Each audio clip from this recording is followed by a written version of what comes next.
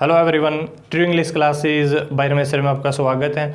और दोस्तों, आज की वीडियो में हम बात करने जा रहे हैं अबाउट वॉइस, और बिल्कुल ट्रिक के द्वारा, बिल्कुल थोड़े में, ये चैप्टर लेंथी चैप्टर है लेकिन बिल्कुल थोड़े में मैं आपको समझाऊंगा और एक ऐसे ट्रिक के द्वारा समझाऊंगा, हो सकता है पहले आपने इस तरीके से ना सीखा हो। तो लीजिए शुरू करते हैं अपना आज का चैप्टर।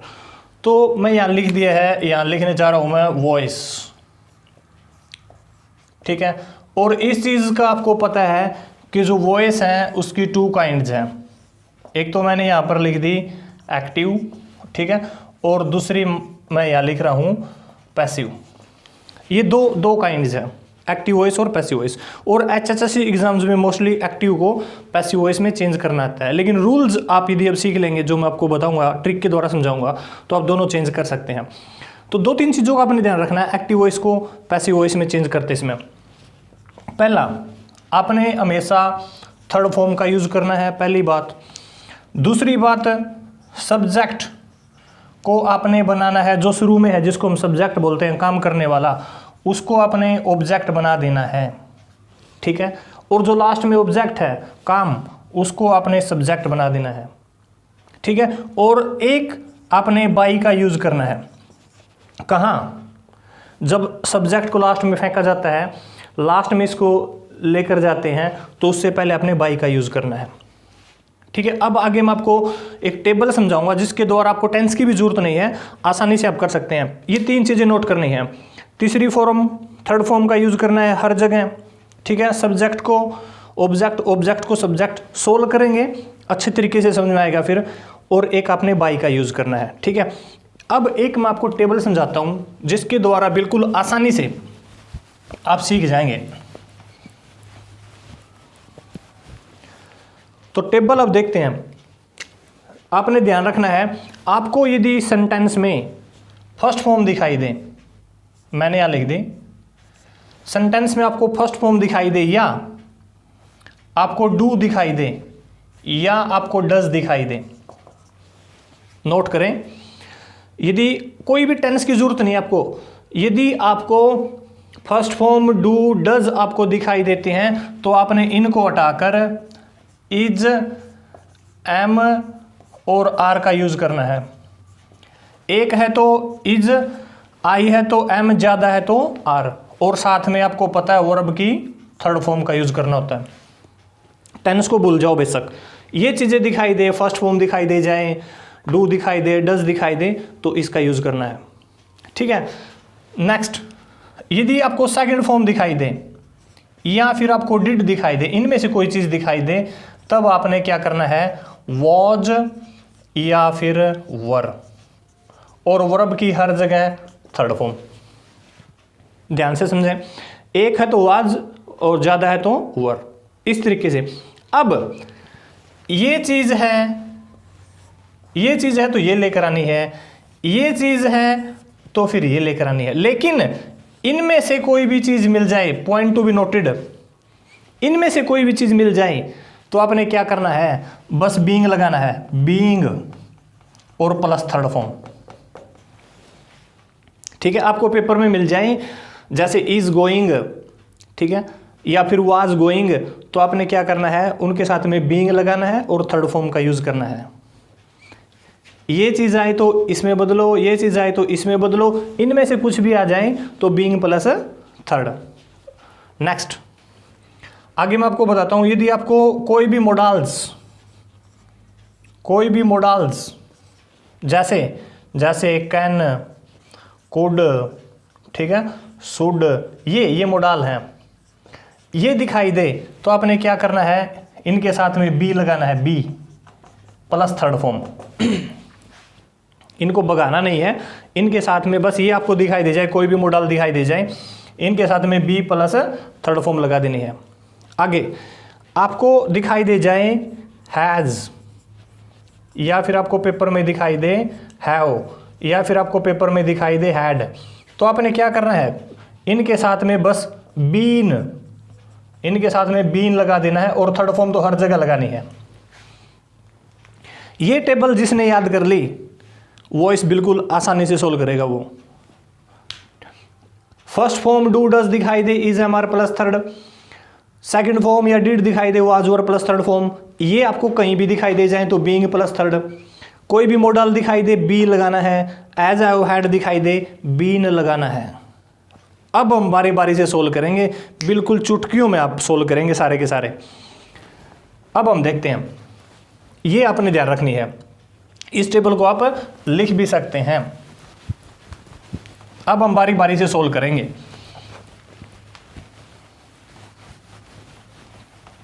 अब देखते हैं, अब मैंने लिखा यहां आई राइट अ लेटर। अब मैंने यहां पर लिख दिया भाई आई राइट अ लेटर, ठीक है। अब मैंने बताया था जो शुरू में है इसको हमने पीछे फेंकना है, जो पीछे है इसको हमने आगे फेंकना है, ठीक है। तो पहले हम लेकर आएंगे अ लेटर, तो पहले हमने लिख दिया अ लेटर, ये लिख दिया।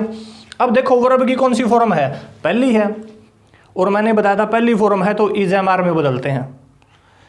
अब एक है तो इज लेकर आते हैं, आई है तो एम लेकर आते हैं, ज़्यादा है तो आर लेकर आते हैं, एक है तो हम लेकर आएंगे इज, अ लेटर इज। कोई भी वर्ब की फॉर्म है तीसरी बनानी है वो, अ लेटर इज रिटन, ठीक है, अ लेटर इज रिटन। अब जिसको पीछे फेंकेंगे उससे पहले बाई लेकर आना है, a letter is written by me, बिल्कुल आसान है। A letter is written by me, is am are और थर्ड फॉर्म लेकर आए क्योंकि पहली फॉर्म थी, सेकंड होती तो वाज वर लेकर आते। और सेंटेंस देखते हैं, जैसे he liked T, he liked T, basic से सेंटेंस शुरू में हमने लिए हैं, ही लाइक्ड टी। तो अब देखो टी को शुरू में लेकर आएंगे टी, ठीक है, कौन सी फॉर्म है, सेकंड है, सेकंड है तो मैंने टेबल में बताया था वाज वर लेकर आते हैं, ठीक है। तो टी वाज लाइक्ड, थर्ड तो रखनी है यहाँ, टी वाज लाइक्ड, इससे पहले बाई रखेंगे, tea was liked by him. शुरू में ही है तो पीछे फेंकेंगे उसको, ही हिज हिम। शुरू में सी है, पीछे उसको लेकर जाएंगे तो सी हर हर, ठीक है। शुरू में दे है तो बाद में दम। इस तरीके से इनको हम सोल्व करेंगे। तो ये बारी बारी से, जैसे अब हम सिंपल की बात कर रहे हैं, सिंपल को कैसे चेंज करते हैं, फिर मैं बताऊंगा नेगेटिव को कैसे चेंज करते हैं, फिर मैं बताऊंगा इंटेरोगेटिव को कैसे चेंज करते हैं, आगे बढ़ेंगे धीरे धीरे। अभी हम सिंपल की बात कर रहे हैं, इसके बाद मैं आपको नेगेटिव बताऊंगा कैसे चेंज करते हैं। तो एक दो सेंटेंस और देखते हैं ताकि आसानी से आप समझ सको। देखो, ही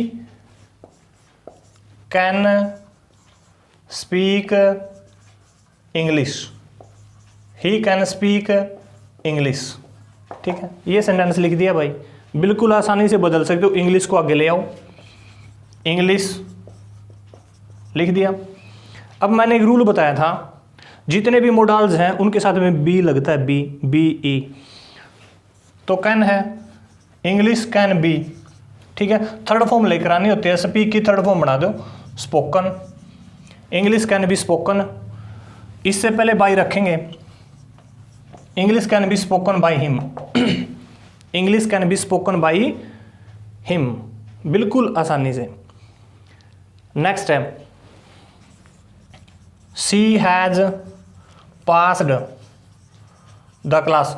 मैं आपको अब सिंपल सेंटेंस समझा रहा हूँ, फिर नेगेटिव समझाऊंगा, फिर इंटेरोगेटिव समझाऊंगा। She has passed the class, she has passed the class, ये है she has passed the class. तो पहले द क्लास लेकर आओ, यहाँ लिखेंगे भाई हम द क्लास, ठीक है। अब देखो मैंने बताया था हैज, हैव, हैड, इनके साथ में बीन लगता है, बीन। तो the class has been passed, ये तो ऑलरेडी थर्ड फॉर्म है, ऐसे ही रखो पास्ड, ठीक है। By, passed by, see last में जाके बन जाता है her. The class has been passed by her, ये सिंपल सेंटेंस है। बस आपने टेबल का ध्यान रखना है, टेबल यदि समझ में आई कि इसको इसमें चेंज करना है, इसको इसमें चेंज करना है, तो फिर आसानी से आप सोल्व कर सकते हैं। अब मैं नेगेटिव सेंटेंस आपको समझाऊंगा। अब हम बात करते हैं नेगेटिव सेंटेंसेस की, ये सिंपल थे। अब देखते हैं नेगेटिव सेंटेंस, करना कुछ नहीं, वही टेबल काम आएगी। देखते हैं और, जैसे Radha Radha did not play tennis. ठीक है, ये नेगेटिव बन गया, नोट आया तो नेगेटिव बन गया। Radha did not play tennis, तो टेनिस को ले आओ भाई शुरू में, ये टेनिस लिख दिया शुरू में, टेनिस। अब देखो डिड आया है, मैंने आपको बताया था या तो सेकंड फॉर्म आए या फिर डिड आए, उसको वाज और में चेंज करते हैं हम और थर्ड फॉर्म लगाते हैं। तो टेनिस एक है तो टेनिस वॉज, ठीक है, टेनिस वॉज। नॉट है लिखना पड़ेगा, टेनिस वॉज नॉट। प्ले की थर्ड फॉर्म बना दो, played. Tennis was not played किसके द्वारा, by Radha. Tennis was not played by Radha. और यदि यहां होता डज होता तो इज एम आर लेकर आना है, टेबल पर फिर दोबारा फोकस करना अपने। और देखते हैं, he can not pass the exam, he can not pass the exam. Negative sentence समझा रहा हूं भाई, पहले सिंपल थे अब नेगेटिव समझा रहा हूं। He can not pass the exam, तो शुरू में द एग्जाम ले आओ, द एग्जाम, ठीक है। और जितने भी मॉडल्स हैं बच्चों, भाई हमने बताया था बी लगाना साथ में। The exam can not be, the exam can not be passed, the exam can not be passed by him, the exam can not be passed by him. बिल्कुल आसानी से हम इनको सोल्व कर सकते हैं। एक दो और समझते हैं ताकि अच्छे तरीके से आपको समझ आए। एक दो सेंटेंस और देख लेते हैं। नेक्स्ट सेंटेंस है they don't receive the letter, they don't receive the letter, they don't receive the letter, ये है, ठीक है। They don't receive the letter, तो इसको ले आओ फिर आगे, द लेटर, द लेटर। अब देखो पहली फॉर्म है या डू है या डज है, इज एम आर में बदलते हैं। द लेटर एक है तो इज में बदलेंगे, द लेटर इज। नोट यहां भी रख दो, रिसीव की थर्ड फॉर्म बनाओ भाई, रिसीव्ड, ठीक है। The letter is not received by them, the letter is not received by them. Next time, they are not watching, they are not watching the TV, they are not watching the TV। Negative है तो लिखेंगे the TV, ठीक है, the TV. अब ये मैंने आपको बताया था इज एम आर आई या वाज और आई, उनके साथ में बीइंग लगाना होता है, बीइंग, ठीक है। द टीवी एक है, इज लगेगा साथ में, आर नहीं लगेगा, एक है तो। द टीवी इज नॉट, और इनके साथ में बीइंग लगता है जब पैसिव में चेंज करते हैं। The TV is not being watched, the TV is not being watched by them, the TV is not being watched by them. बिल्कुल आसानी से, सिंपल मैंने आपको समझाया। अब ये मैंने आपको नेगेटिव बता दिया। अब इंटेरोगेटिव की बात करेंगे। टेबल आपने याद कर ली, कोई टेंस वगैरह की जरूरत नहीं है, वही रूल सारे लगेंगे। अब हम यही रूल लगेंगे सारे। अब हम बात करते हैं इंटेरोगेटिव की। बिल्कुल आसानी से आप इनको सोल्व कर सकते हैं।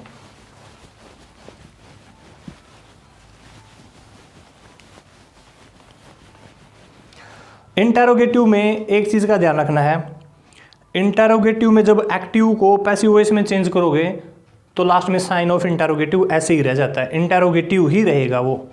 देखते हैं एक बार, यानी इंटेरोगेटिव का अपना इंटेरोगेटिव ही रखना है। जैसे do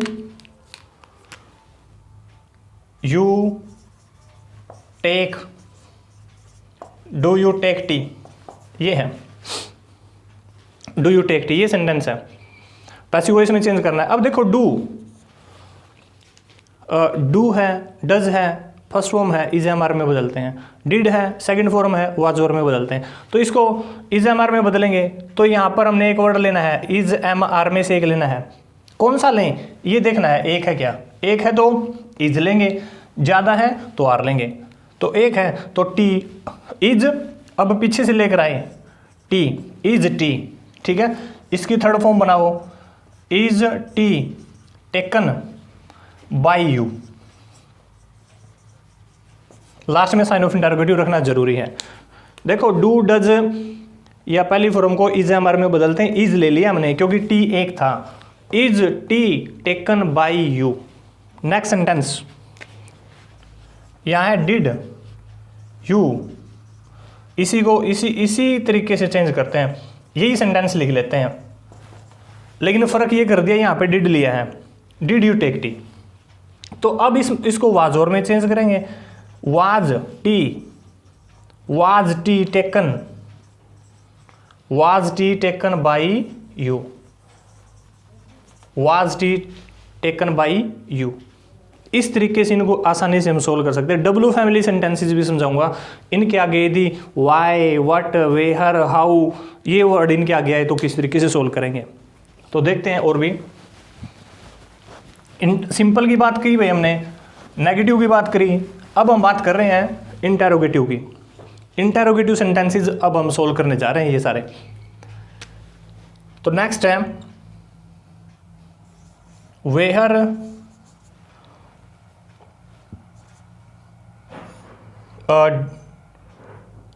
did Radha play tennis, ठीक है। वेहर डिड राधा प्ले टेनिस, देखो इंटेरोगेटिव भी है डब्ल्यू फैमिली भी है। तो आपने जो डब्ल्यू फैमिली है इसका कुछ नहीं करना, ये जहां है उसको वहीं रखो, जहां है उसको वहीं रख दो। वेहर, अब डिड को किस में बदलते हैं, वाज और में बदलते हैं, तो वाज लेकर आना है क्योंकि टेनिस एक है। तो वेहर वाज टेनिस, प्ले की थर्ड फॉर्म बनाओ प्लेड, वेहर वाज टेनिस प्लेड किसके द्वारा, by Radha, वेहर was tennis played by Radha. इस तरीके से बिल्कुल आप आसानी से सोल्व कर सकते हो। डब्ल्यू फैमिली जहां है उसको वहीं पे रखना है। एक वर्ड है हु, इसको आपने चेंज करना है बाई हुम, इसको आपने बाई हुम में चेंज कर देना है, रखना वहीं है इसको भी। कैसे, जैसे हु ब्रोक द स्लेट, अब ये सेंटेंस है हु ब्रोक द स्लेट, ये है हु ब्रोक द स्लेट। तो हु किस में चेंज करते हैं, बाई हुम। अब देखो ब्रोक कौन सी फॉर्म है, सेकंड को वाज और में चेंज करते हैं तो यहां रख दो वाज, बाई हुम वाज द स्लेट, बाई हुम was slate broken already third form है, लास्ट में साइन ऑफ इंटेरोगेटिव तो लगेगा इंटेरोगेटिव में, बाई हुम वाज द स्लेट ब्रोकन।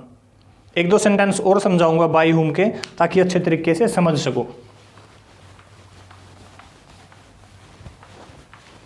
एक दो सेंटेंस और देखते हैं। अब देखो जैसे ये है हु वॉन द इलेक्शन, ये है भाई। तो हु को हमने किस में चेंज करना है, लिख दिया बाई हुम, यहां लिख दिया मैंने बाई हुम। अब देखो वॉन सेकंड फॉर्म है तो यहां पे वाज लिख दो बस सीधा, बाई हुम वॉज, अब जो आगे है वो वर्ड ले आओ द इलेक्शन, ठीक है। और इसकी third form won already third है, ठीक है। बाई हुम वाज द इलेक्शन वॉन। इस तरीके से इनको आप चेंज कर सकते हो। और बारी बारी से स्टेप वाइज मैं आपको समझा रहा हूँ। पहले सिंपल की हमने बात करी है, ठीक है, फिर हमने नेगेटिव की बात करी है, अब मैं इंटेरोगेटिव समझा रहा हूँ आपको, इंटेरोगेटिव में साथ में डब्ल्यू फैमिली। तो बारी बारी से हम बात करने जा रहे हैं इसमें। अब हम बात करेंगे इसमें जो इंपेरेटिव सेंटेंसेस है उनकी बात करेंगे।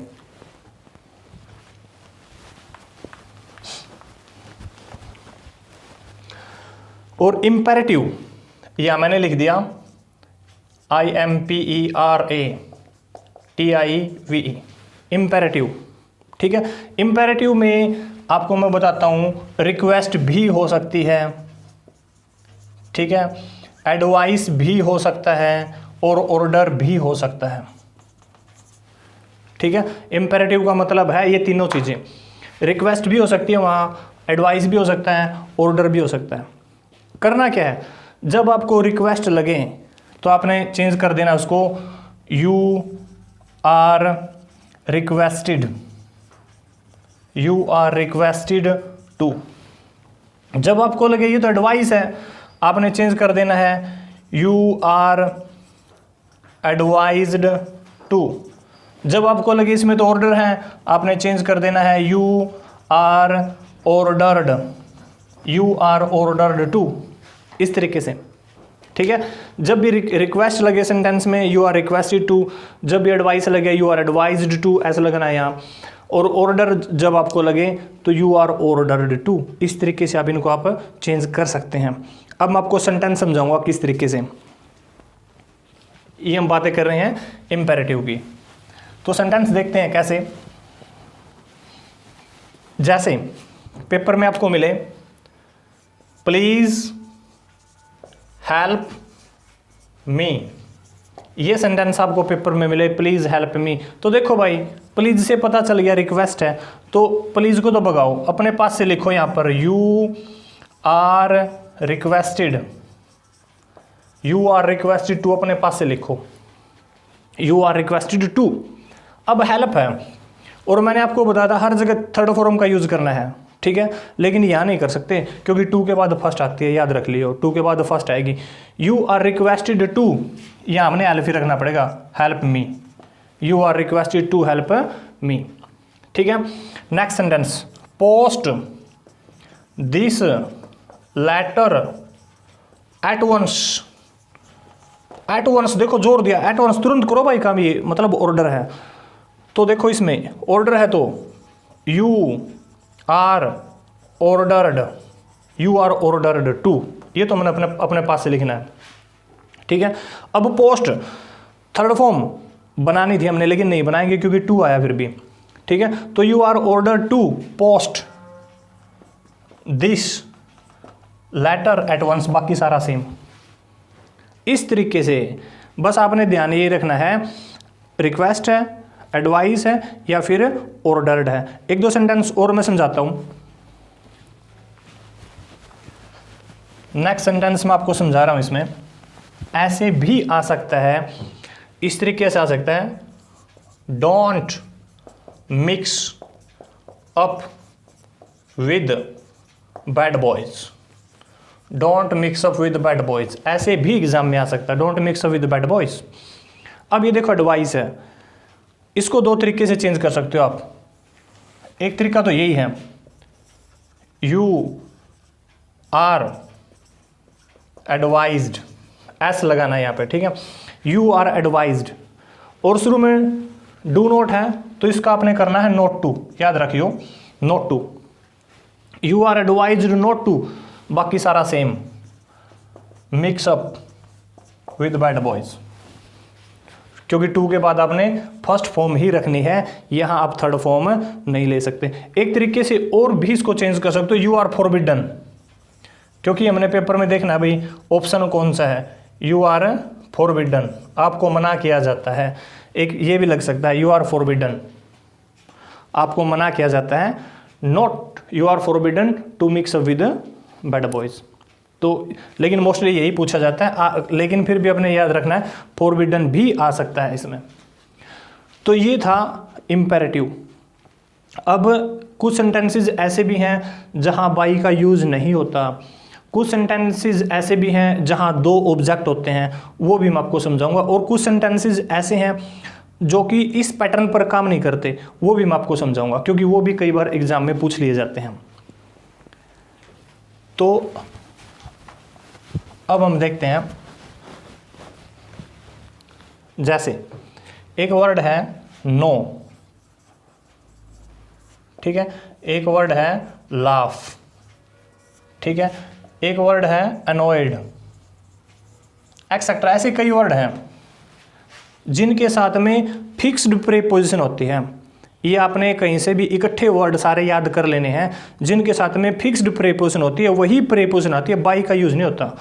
जैसे इसके बारे में कई बार पूछा जाता है, जैसे I know him, I know him, ठीक है, ये पेपर में बनाना आया है। तो हिम को आगे लेकर आएंगे तो ही बन जाता है ही। अब ये देखो पहली फॉर्म है तो रखेंगे is, he is non, he is non, ठीक है। इसको पीछे फेंकेंगे मी बन गया, लेकिन इससे पहले बाई नहीं आएगा, अब इससे पहले टू आएगा क्योंकि नो के साथ में हमेशा टू का यूज होगा। No to, laugh at, annoyed with, इनके साथ में ये फिक्स्ड प्रीपोजिशन है। ये रूल भी आपने याद कर लेना है, ये सारे वर्ड याद कर लेने हैं कि भी इनके साथ में कौन कौन सी प्रीपोजिशन आती है। हर जगह बाई का यूज नहीं होता है। नो के साथ में जैसे टू का यूज होता है, अनॉयड के साथ में जैसे विद का यूज होता है, ठीक है, लाफ के साथ में जैसे एट का यूज होता है। ये कुछ फिक्स्ड प्रीपोजिशन हैं जो इनके साथ में यूज होती हैं। ये भी कई बार पेपर में पूछा जाता है ये तरीका, ठीक है। अब दूसरा है जिसमें टू ऑब्जेक्ट, जिसमें दो ऑब्जेक्ट हो, वहां बच्चे कंफ्यूज हो जाते हैं, है वो भी आसान। अब मैं आपको वो बताता हूं, जैसे he teaches us English, he teaches us English। अब देखो इसमें आपकी मर्जी है, इंग्लिश को भी आप आगे ले जा सकते हो, अस को भी आप आगे ले जा सकते हो, लेकिन आपने पेपर में देखना है ऑप्शन क्या है। ऑप्शन अस के हिसाब से बनाए गए हैं तो इसको आगे लेकर जाना है, इंग्लिश के हिसाब से बनाए गए तो इंग्लिश को आगे लेकर जाना है। देखते हैं, अब जैसे अस को आगे लेके आओगे, ठीक है, ही टीचेज अस इंग्लिश, तो वी, अस को आगे लेके जाओगे तो वी, ठीक है। टीचेज देखो फर्स्ट फॉर्म है तो इज एम आर में से एक लेना है, वी ज़्यादा था तो आर ले लिया, वी आर।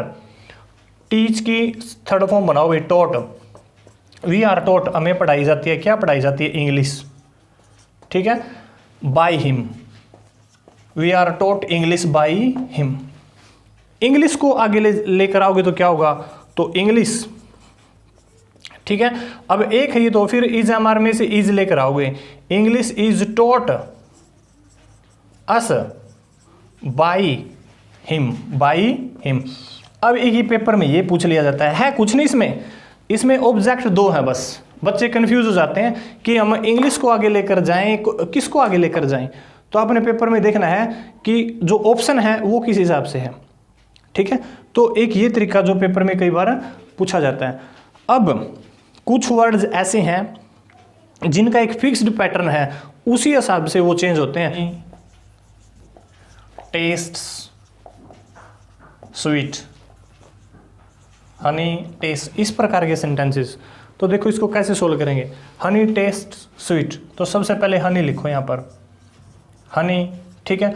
अब देखो पहली फॉर्म है तो पहली फॉर्म में तो इज एम आर लेकर आते हैं, हनी को एक मानेंगे, हनी इज, कैसा है हनी, स्वीट। कब, व्हेन टेस्टेड, जो वर्ब है नहीं इससे पहले व्हेन रखना है और इसको थर्ड बनाएंगे, when tested, honey is sweet when tested. और एक दो सेंटेंस और देखते हैं, जैसे कुनीन है, कुनीन का जो टेस्ट है वो कैसा होता है, टेस्ट बिटर, ठीक है, बिटर। इसको कैसे सोल्व करेंगे, तो सबसे पहले कुनीन ने लिख दो भैया, ठीक है। कुनीन पहली फॉर्म है तो इज एम आर, इज कैसी होती है, बिटर। कब, व्हेन टेस्टेड, व्हेन टेस्टेड। तो इस प्रकार ये जो सेंटेंस है इनका फिक्स्ड पैटर्न होता है। जैसे हनी इज स्वीट, तो जो वर्ब है उससे पहले when tested, quinine is bitter when tested, ठीक है।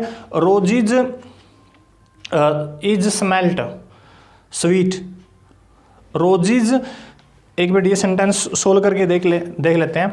जैसे रोजिज स्मेल्स स्वीट, ठीक है, इस तरीके से। तो हम लिखेंगे रोजिज, ठीक है, roses are sweet, roses are sweet. कब, व्हेन स्मेल्ट, व्हेन स्मेल्ट, इस तरीके से। अब यहाँ आर इसलिए लिया है क्योंकि ज़्यादा थे, एक होता तो हम इज का यूज़ करते हैं। तो इनका फिक्स्ड पैटर्न है। कुछ सेंटेंस और हैं जिनका फिक्स्ड पैटर्न है और जो एग्जाम में पूछ भी लिए जाते हैं। तो देखते हैं। It is time to take tea, इस प्रकार के सेंटेंसेस भी कई बार पूछ लिए जाते हैं। जैसे it is time to take tea, ठीक है। तो आपने कुछ नहीं करना, बिल्कुल आसान है। जो इट इज़ टाइम है इसको सीधा रख दो वहीं पे, इट इज़ टाइम, ठीक है। और फिर अपने पास से लेकर आओ for, it is time for, last में क्या है T, it is time for T. और जो ये टू टेक है इसको टू बी टेकन, इसको क्या करोगे, टू से पहले बी लगाओगे, to be taken. It is time for tea to be taken. एक दो सेंटेंस और देखते हैं। जैसे it is time to play cricket, it is time to play cricket, ये सेंटेंस है। तो क्या करोगे, सबसे पहले इट इज़ टाइम लिखो, इट इज़ टाइम लिख दिया भाई। लास्ट में जो क्रिकेट है नहीं, इससे पहले for, for cricket, for cricket to be played, to be played, इस तरीके से। तो ये था चैप्टर वॉइस, जिसको आप आसानी से, बिल्कुल आसानी से समझ सकते हो। कोई टेंस की आपको जरूरत नहीं है कि भाई ये टेंस सीखना है, आपने वो टेबल याद रखनी है कि भाई यदि पहली फॉर्म है तो इज एम आर में चेंज करोगे, सेकंड फॉर्म है तो वाजूर में चेंज करोगे। उस टेबल के द्वारा आप आसानी से समझ सकते हैं। तो इस वीडियो को यदि आप एक बार ध्यान से भी देखोगे तो आसानी से इस चैप्टर को क्लियर कर सकते हो। और इस वीडियो के अलावा अपने चैनल के ऊपर कंप्लीट HSSC इंग्लिश की एक वीडियो मैंने डाली है। इसके अलावा 19 प्रैक्टिस सेट भी हम अपलोड कर चुके हैं, तो वो जाकर भी आप देख सकते हैं और अपनी तैयारियों को मजबूत कर सकते हैं। और अपना जो प्यार और सपोर्ट इसी तरीके से बनाए रखिएगा, इसी तरीके से अपनी वीडियो शेयर करते रहिएगा। Thanks for watching, thank you, good bye.